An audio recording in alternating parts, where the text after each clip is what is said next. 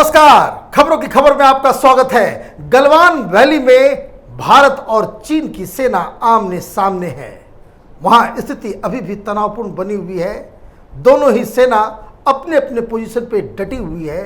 लेकिन 2 दिन पहले रात के अंधेरे में जिस तरीके से चमगादड़ की तरह चीनियों ने हमला बोला था, उसका जो जवाब हिंदुस्तान के सैनिकों ने दिया है वो अपने आप में वीरता की एक ऐसी गाथा है। जब इसकी पूरी डिटेल सरकार की तरफ से और बाद में जब स्थिति बदलेगी, जब आएगी, तो हर हिंदुस्तानी को हिंदुस्तान की सेना पे फक्र होगा। वो सारे जो 20 शहीद हुए हैं उनको नमन करने का मन करेगा, क्योंकि उन्होंने एक अद्भुत पराक्रम का जो है परिचय दिया है। वो क्यों मैं ऐसा कह रहा हूं, इसके बारे में मैं आपको आगे बताऊंगा। लेकिन अभी जो तनावपूर्ण स्थिति बनी हुई है, उसमें जो जज्बा है भारतीय सेना का, वो आसमान छू रहा है। क्योंकि सरकार ने एक ऐसा फैसला लिया है जिसका डिमांड भारत की सेना और खास करके लद्दाख में जो लोग वहां पे जो कमांडर्स थे, वहां जो आर्मी डिप्यूटेड है, वो कई सालों से इस बात को कहती आ रही थी। ये जो बॉर्डर के ऊपर से हमने 40 साल 45 साल कोई गोली नहीं चलने दी, वो धक्का मुक्की और पत्थर और डंडे और बल्ले से जो है मारपीट जो होती रही है, उस पे भारतीय सेना ने अक्सर इस बात को कहा है, सरकार से मिन्नतें की थी। अभी से नहीं, 10-15 साल से लगातार इस बात को भारतीय सेना डिमांड करते आ रही थी कि कम से कम ये जो छलावा है कि हम गोली नहीं चलाएंगे, इससे मुक्ति दी जाए। तो प्रधानमंत्री मोदी और भारत की सरकार ने आज भारतीय सेना को मुक्त कर दिया है, आज़ादी दे दी है। उन्हें यह ऑथराइज किया है कि जो भी ग्राउंड सिचुएशन पैदा होती है, तो वहां का जो सीईओ है, जो कमांडिंग ऑफिसर है, वो वहीं पे फैसला ले। मतलब ये कि कमांडिंग ऑफिसर जो ग्राउंड के ऊपर वहां पे मौजूद है, ये पूरे जो 3500 किलोमीटर का जो दायरा है, जो बॉर्डर है चीन के साथ, उन सभी कमांडर्स को कह दिया गया है कि स्थिति को देखते हुए आप स्वयं फैसला लें। पूरी आज़ादी है, गोलियां चला भी सकते हैं, आप टैंक इस्तेमाल कर सकते हैं, आप आर्टिलरी इस्तेमाल कर सकते हैं। आपको जो मन आता है ग्राउंड के सिचुएशन को देखते और समझते हुए आप ये फैसला ले सकते हैं। एक्शन कितना लेना है, किस स्तर पर लेना है, इसके लिए अब भारतीय सेना को डिफेंस मिनिस्ट्री या दिल्ली की तरफ या दिल्ली के आदेश का इंतजार नहीं करना पड़ेगा। मतलब ये कि जिस तरीके से मोदी सरकार ने पाकिस्तान के बॉर्डर पे आर्मी को जो छूट दे रखी है, जिस वजह से आप आए दिन देखिए उधर से एक गोला चलता है, भारतीय सेना करारा जवाब देती है, 4-5 बंकर्स उनके जो उड़ा देती है, उनकी चौकियों को उड़ा देती है। तो वैसी ही स्थिति, वैसी आज़ादी भारतीय सेना को दी गई है। और इस खबर के आते ही भारतीय सेना में, उनके जो जज्बा में और उनका जो स्पिरिट है, वो आसमान छूने लगा है। और इसके बारे में मैं आपको बता दूं, कई बार मैं इस बात को कह चुका हूं। मैं सैनिक स्कूल में हमने पढ़ाई की है, हमारे 3 क्लासमेट अभी उसी जगह पे तैनात हैं। और ये सब लोग बिल्कुल इस स्पिरिट में हैं कि इस बार वो चीनियों को छोड़ने वाले नहीं हैं। मैं आपको बता दूं, जो वहाँ के जो मिलिट्री कमांडर्स हैं, जो बताते हैं कि चीन किस तरह से वहाँ आकर के फंस गया है। वहाँ पे कम से कम 200 गाड़ियाँ हैं अभी, और बहुत सारे जमावड़ा वहाँ पे उन लोगों ने कर रखा है। भारतीय सेना कम थी, रात के अंधेरे में उन्होंने गलवान वैली के जरिए श्योक नदी के पास जो हाईवे हमारा जाता है, उस इलाके पे आने की कोशिश वो कर रहे थे, चाइनीज आर्मी के लोग। तो उन्हें भारतीय सेना ने बहुत ही वीरता के साथ उन्हें रोका, उन्हें आगे नहीं बढ़ने दिया। उसमें 20 जवान हमारे शहीद हुए हैं, एक उसमें कर्नल ऑफिसर भी हैं। ये भारतीय सेना के पराक्रम और भारतीय सेना का एक ट्रेडिशन है कि जब भी युद्ध होता है तो चीनियों की तरह या पाकिस्तानियों की तरह हमारे जो कर्नल होते हैं, जो कमांडिंग ऑफिसर होते हैं, वो अपने घर में बैठ करके आदेश नहीं दिया करते, बल्कि लाइन ऑफ ड्यूटी पे वो सबसे आगे लीड करते हैं, जिसमें कर्नल बाबू शहीद हुए। लेकिन इस पूरी घटना के दौरान क्या हुआ, चीनियों ने तो कहा कि भाई वो चुप हो गए। चाइनीज की तरफ से, चाइना की तरफ से कोई बात नहीं कही गई। जब हमने कहा कि भाई 3 की डेथ हुई है, तो वहां गलती से जो ग्लोबल टाइम्स है, जो कम्युनिस्ट पार्टी का जो प्रोपेगेंडा मशीन है, उसकी तरफ से उसके एडिटर ने एक ट्वीट किया कि चीन की तरफ से 5 लोग मारे गए हैं। लेकिन कल इंडियन आर्मी की तरफ से जो लोग वहां मौजूद थे, जो वहां से रिपोर्ट भेजी गई गलवान वैली से, तो ये बताया गया कि चीन के कम से कम 43 लोग मारे गए हैं। भारतीय सेना ने चाइनीज आर्मी की, उसको कहते दांत खट्टी कर दी उस रात। और रात भर कल वहां पे हेलीकॉप्टर्स का मूवमेंट रहा है।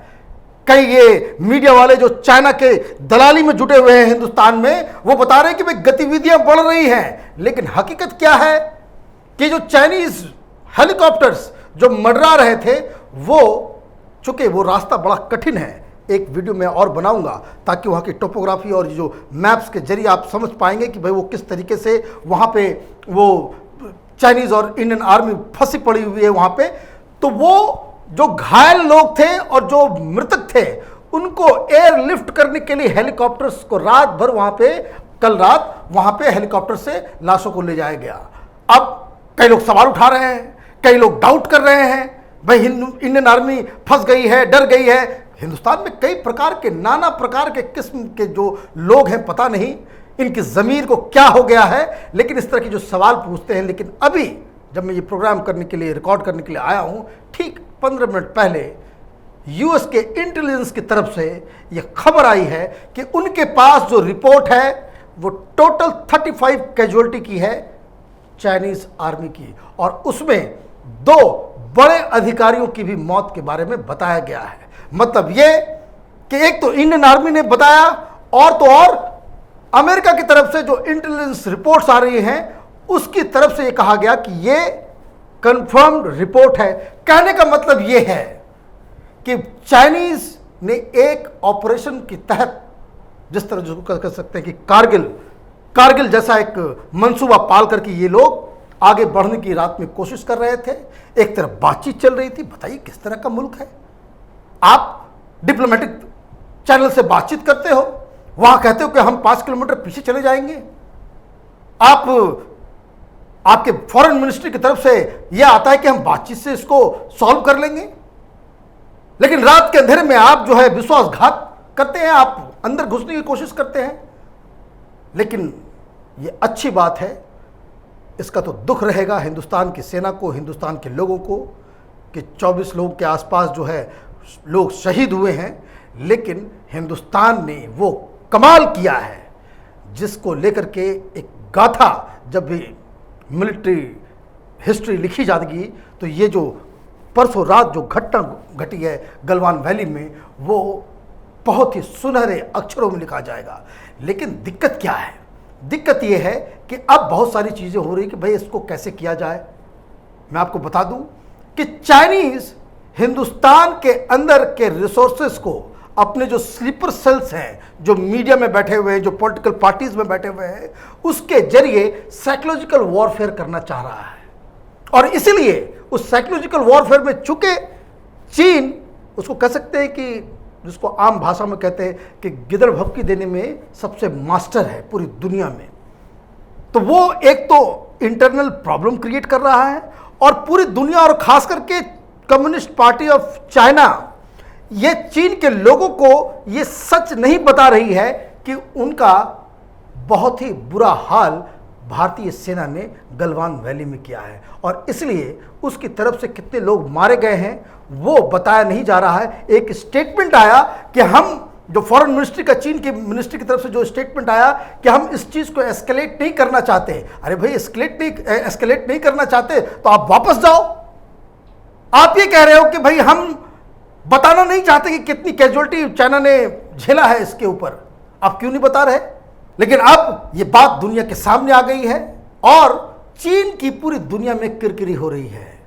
किस तरीके से अलग अलग देश की तरफ से ये बयान जारी हो रहा है कि चीन इस पूरे मसले के लिए जिम्मेदार है, क्योंकि चीन ने उस जो LAC है उस सीमा को लांघने की एक साजिश रची, हिंदुस्तान के एरिया को हड़पने की एक साजिश की है। अब सवाल यह है कि हिंदुस्तान की सरकार क्या कर रही है? क्या हिंदुस्तान की सरकार को करना चाहिए? तो कुछ चीज़ें ऐसी हैं जिसको जो एक्सपर्ट्स के ऊपर ही छोड़ देना चाहिए। बहुत सारे टेलीविज़न चैनल वाले वहाँ पे एक्सपर्ट्स आ रहे हैं, पता नहीं किस किस तरह का एक्सपर्टीज़ है इनके पास, लेकिन ये टेलीविज़न चैनल के ऊपर ही वो स्ट्रेटजी डिस्कस कर रहे हैं कि भाई हिंदुस्तान को क्या करना चाहिए। तो ये काम तो जो लोग वहाँ पे कमांडिंग ऑफिसर्स हैं, आर्मी के जो स्ट्रेटजिशियंस हैं, उनके ऊपर छोड़ देना चाहिए। लेकिन हिंदुस्तानियों को क्या करना चाहिए, सरकार को क्या करना चाहिए?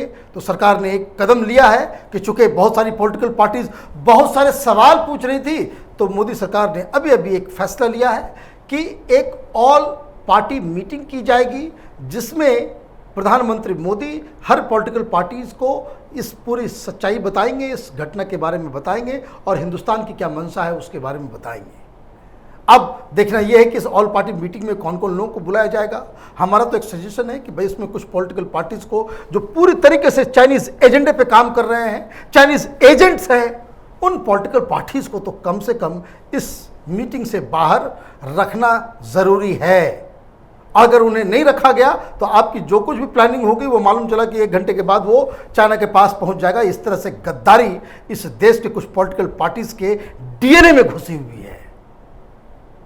प्रधानमंत्री मोदी क्या फैसला लेते हैं, बॉर्डर पे और क्या होता है, इसका पॉलिटिकल इंटरनेशनल रेमिफिकेशन क्या है, इस पर लगातार कैपिटल टीवी में वीडियोस आते रहेंगे। आप देखते रहिए कैपिटल टीवी। हमारे वीडियोस को लाइक कीजिए, शेयर कीजिए और हमारे चैनल को सब्सक्राइब कीजिए। धन्यवाद।